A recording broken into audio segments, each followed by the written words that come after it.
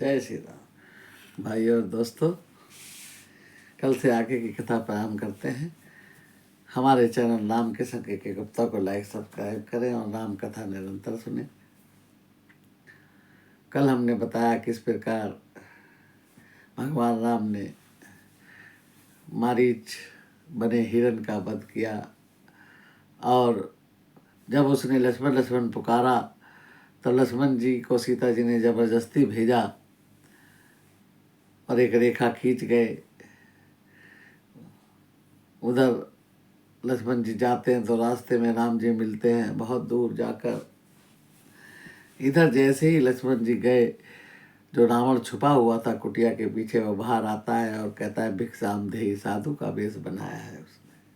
राक्षस है ना, भेष बदल सकता है। अब माता ने सोचा मेरे द्वारे से, मैं अयोध्या की राजघराने की बहू हूँ, मेरे द्वारे से कोई याचक खाली चला जाए।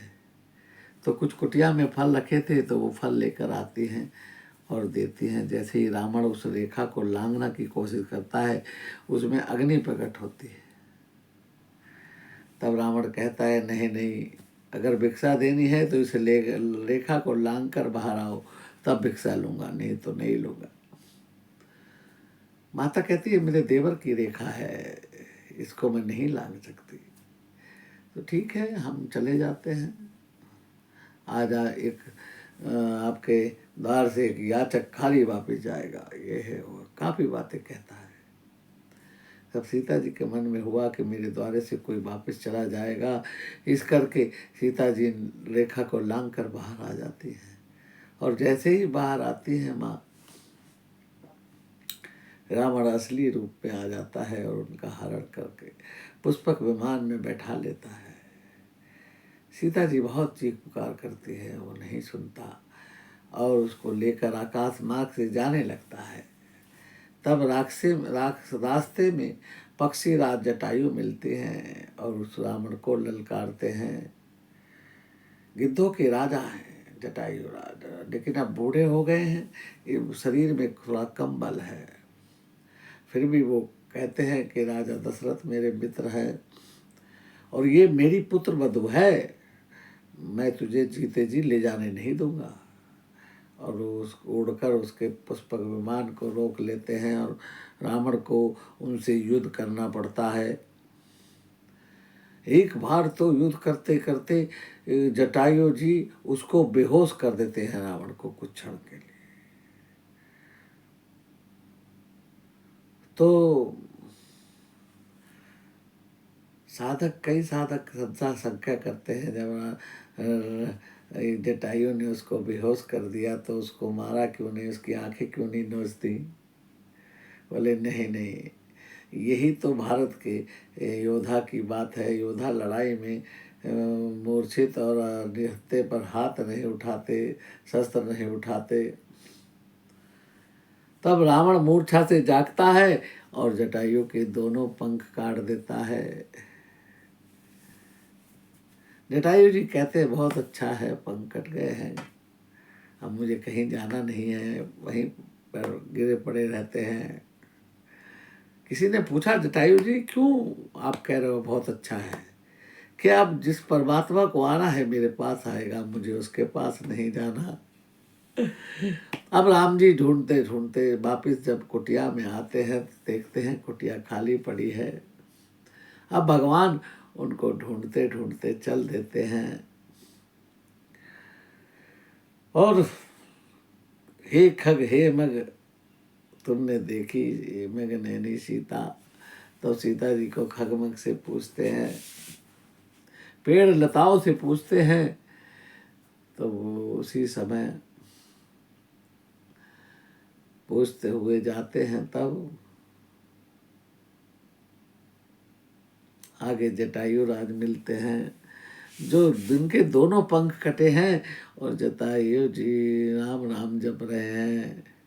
राम जी आते हैं कि कहते हैं कि आपको ये दुर्दशा किसने की? तो वो बताते हैं कि रावण आपकी पत्नी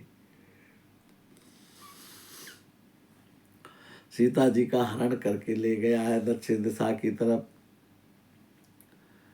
हे तात, आप कहो तो मैं आपको आपके पंखों को जोड़ दूं, आपको स्वस्थ कर दूं, अमर कर दूं। बोले नहीं, अब तो बस आपके लास्ट मोमेंट है, आपके अंतिम समय में आप मेरे सम्मुख हैं। और कहते हैं आपने मेरे लिए लड़ाई की है, मैं आपका यथोचित दाह संस्कार करूंगा। आपका अपने पिता की तरह मैं दाह संस्कार करूंगा। अपने पिता का तो मैं नहीं कर पाया। तब राम जी जटायु को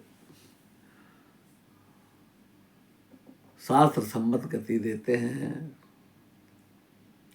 अब राम जी आगे बढ़ते हैं। आगे बढ़ते बढ़ते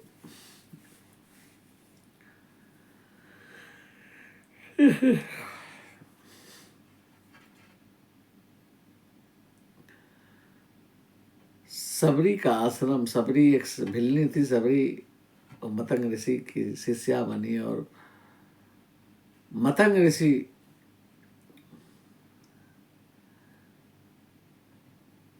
से कहा कि प्रभु मुझे प्रभु के दर्शन कब होंगे। उन्होंने कहा कोई तुम्हें एक दिन राम भगवान तुम्हारे आश्रम में खुशम चल के आएंगे। और जब मतंग ऋषि जाने लगे, उनकी आयु पूरी हो गई, तब उन्होंने कहा देखो ये मैं एक धोती गीली डाल के जा रहा हूँ, जिस दिन ये धोती सूख जाएगी समझो उसी दिन भगवान आने वाले हैं। क्या क्या चमत्कार थे ऋषियों के।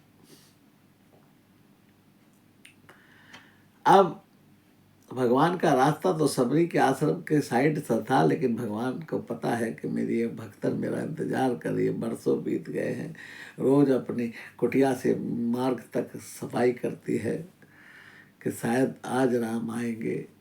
रोज उसका नियम है, सबरी बुहारे रास्ता, मेरे घर राम कब आएंगे। भजन है बहुत प्यारे। अब भगवान आते हैं। सबरी रोज बेर लाकर रखती है, तोड़कर, बेरिया है आसपास। अब उसने देखा कि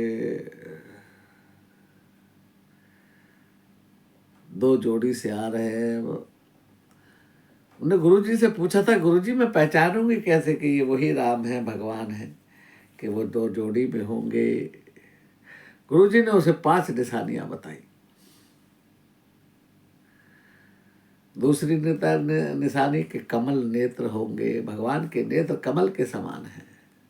बाहु विशाला, वो आजान बाहु होंगे, यानी कि जिनके हाथ घुटनों के नीचे तक जाते हैं वो आजान बाहु कहे जाते हैं। भगवान आजान बाहु थे। और धनुष भी होगा, धनुष भी है। जटा मुकुट, सिर पर जटाओं का मुकुट बना होगा, करके वो भी है। जब सारी निशानियां पूरी हो गई तो सबरी बोली ठीक है ठीक है, आप वही हो, आइए बैठिए। बैठाया और सबरी ने क्या लगा, प्रभु मेरे पास भोजन तो नहीं है, लेकिन मैं कुछ फल है मैं आपको खिलाना चाहती हूँ। और सबरी बेर उठाती है, मन में सोचती है कहीं कड़वा ना हो, मेरे प्रभु के मुंह में कड़वाहट ना आ जाए। तो सबरी बेर थोड़ा चखती है और फिर प्रभु को देती है। प्रभु खा लेते हैं, फिर चखती है और लक्ष्मण जी को देती है। लक्ष्मण जी लेकर पीछे फेंक देते हैं, वो नहीं खाते। कुछ विद्वान ऐसा कहते हैं कि सबरी वाले बेर ही डाकर उस पर्वत पर गिरे जहां से हनुमान जी संजीवनी लाए थे, ऐसा कुछ विद्वान कहते हैं। अब भगवान सबरी कहती है, प्रभु मैं तो आपकी बिंद पूजा पाठ स्तुति भी नहीं जाती। भगवान उसको नवदावत्ती का ज्ञान देते हैं। उसके भगवान पूछते हैं कि हमारी सीता के हरण हो गया है, कुछ आपको पता है? बोले मुझे बस इतना पता है कि आप यहाँ से कुछ ही दूरी पर पर्वत पर सुग्रीव, बानरों के राजा सुग्रीव रहते हैं, आप उनके पास जाइए और वही आपकी सहायता करेंगे, ऐसा मेरे गुरुजी ने बताया था।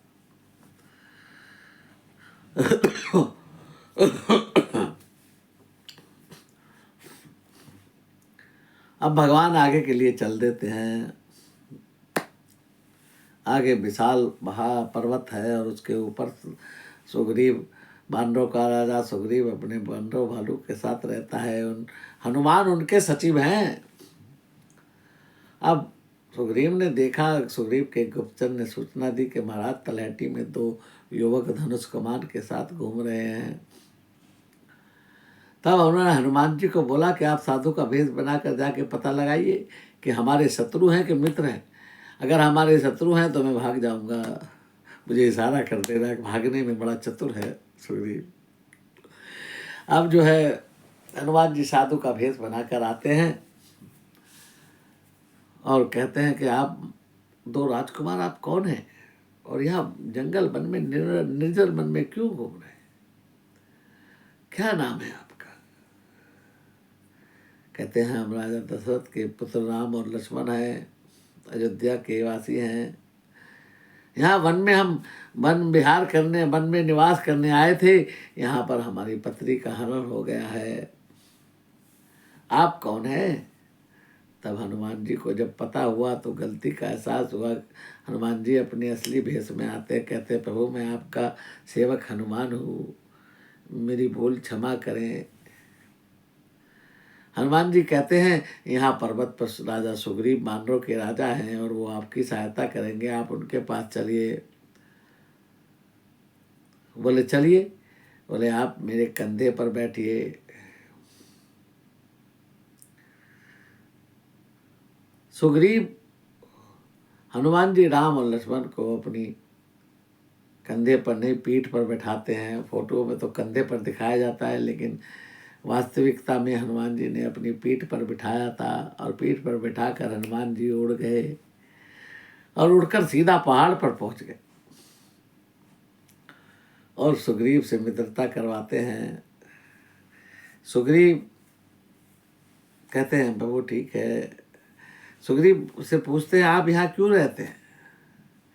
बोले मेरे भाई बाली ने मेरी पत्नी छीन ली और मुझे मार कर भगा दिया, उसी के डर से मैं यहाँ रहता हूँ। इस पर्वत पर श्राप लगा हुआ है कि इस पर्वत पर बाली नहीं आ सकता, इसलिए मैं यहाँ सुरक्षित हूँ। भाई और दोस्तों, भगवान राम और सुग्रीव की मित्रता हो जाती है और आज हम कथा को यहीं विराम देते हैं। आगे की कथा कल करेंगे। हमारी कथा अच्छी लग रही है तो लाइक सब्सक्राइब करें और हमारे चैनल को सब्सक्राइब करें। जय श्री राम। भगवान राम सबका मंगल करें। जय श्री राम।